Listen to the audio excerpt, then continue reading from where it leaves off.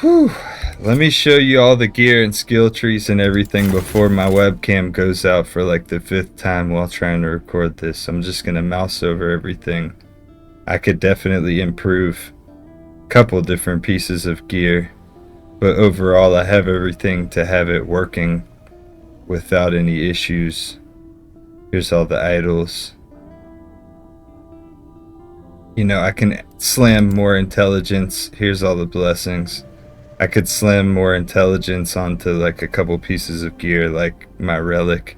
I could slam intelligence onto my helm. I could have intelligence on both of these red rings that bricked. Look at my camera. This is pissing me off. I'm about to literally swing it around like nunchucks and slam it into the ground. Here's my skill tree. Let me just take this useless ass non-working webcam off the screen. Here's my elemental nova skill tree. Here's this. One thing, you have to have 3 in Gift of Winter. You want to have 2 right here, but this 3 in Gift of Winter, it's like the build doesn't work without that. That's one thing that I've noticed. You get a ton of damage too from this right here. This spark charges. Ideally I would have an extra point right here, but it is what it is. Like, some of the things are going to be more beneficial as you go further into corruption, but for right now I'm just cutting through everything like butter, and I'm feeling super tanky while I'm doing it. So here's all this. Here's my passives. If you want like a super more optimized version of this build, I'll link Frozen Sentinel's build planner as well as his longer video that's more in depth and goes through everything. But just from a casual perspective of wanting to degenerately be able to farm up a bunch of red rings and a bunch of good stuff, you know, this is like the perfect build to do so. I wish that I had been doing this with this character rather than pushing my Falconer to 1,000, because I probably would be way over 2,000 corruption if I was just playing this one character. I'd have way more loot, etc. But at the same time, I'm still going to want to play a bunch of different classes, a bunch of different masteries and builds and everything. So it's all good, it's all part of the experience. When I first started playing Runemaster, I was actually using Glacier as my main attack. This was my very first blind playthrough on last Epoch. Had no idea about what I was doing, about how to make a build, about any of the game mechanics, anything like that. So I just played that blind. Then I played a Falconer, watched some videos about some mechanics and everything, and I kept hearing one common theme, which was that ward builds were just way stronger. And you know, I wanted to push to 1,000 corruption using the life-based Falconer before I decided to use what I would consider an unethical build. Even though after seeing, there's actually like a warlock that gets like 200,000 ward, so that one, and knowing that that's based off an actual bug, this build is actually not unethical. And I've also heard that this build has had a nerf to this Mad Alchemist Ladle before, so I can only imagine how powerful this build used to be.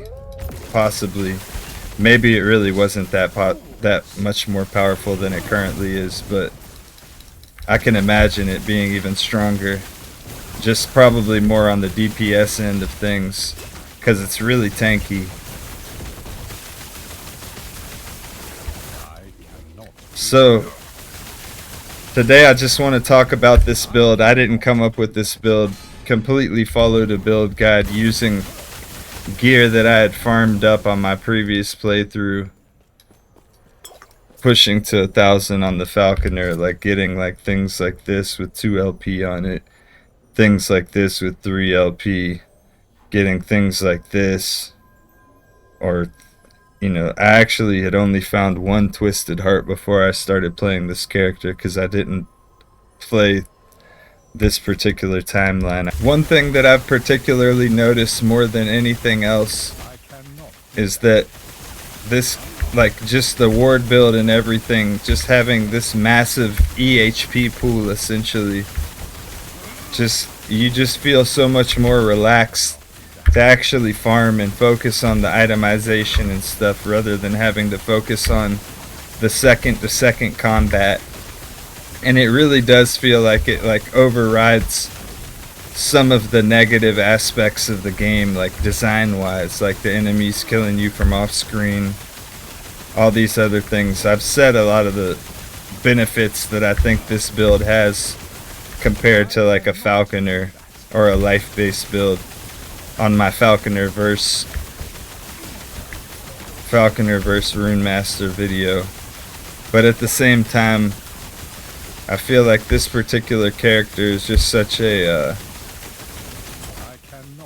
it's like it's almost, it feels like it's broken, but at the same time it's not really broken.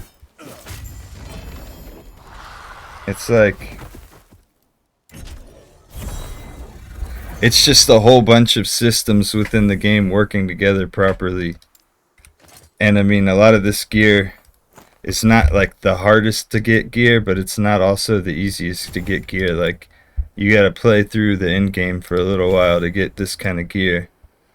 You know, if you play long enough, you'll get it eventually, especially if you play 2 or 3 characters. Like, I have yet to see a 2 LP Twisted Heart. I've got plenty 1 LP ones. I'm still looking for intelligence to slam on a 1 LP Twisted Heart. Still looking for intelligence on a helm to slam onto this. And looking for possibly better prismatic gaze with more LP, etc. So it's like there's still plenty more to go for. You know, I need red rings with LP to slam intelligence onto. I would like better slams on a fragment of the Enigma. But I mean, so far the build just tears through everything without any issues whatsoever. So with that said, this is like my monolith farming build, and then my Falconer's essentially just doing Jura runs and dungeon runs if I have to like farm for like a mountain piece or like imprint something with Jura. Other than that, I'm just going everywhere with this character, not really having to think too much about it, and literally I just chill out. Like, of course you have to think. Oh shit, hold up. You have to think to some degree. The only time when you're really vulnerable is the beginning of the monolith, because you don't have any ward generated from spending mana. Like right there, I could have started out the monolith and just spammed my attack. Look, my mana's not taking much of a hit, generating all of this. So I mean, you could do that at the start if you want, kind of like priming the engine or something. But it's like this character's like a mosaic assassin or something from Diablo 2 Resurrected. But it also kind of reminds me of like a Blizzard sorceress, or one of those characters that's just kind of like a safe bet. Like, I don't think this character's gonna necessarily get nerfed the same way that like Torment Warlock or whatever, these characters with Profane Veil and other stuff that seems like it's just taking out things, like whether it's doing way more damage than intended or things that are getting like 200,000 ward, which is insane. I'll probably have to give that a try before it gets nerfed into the ground. Gotta try that, and I also need to try like Void Knight or some type of melee based character, just for the sake of comparing, contrasting everything, because I really want to get all of the experiences in, just to have, you know, more of a nuanced opinion in terms of all the different things in the game, rather than just trying the tip of the spear in terms of the broken builds. But I still want to experience all of those because they're like limited time flavor of the week, little things like that. But even without that, I'm still hitting. Oh my god, fucking Christ, dude.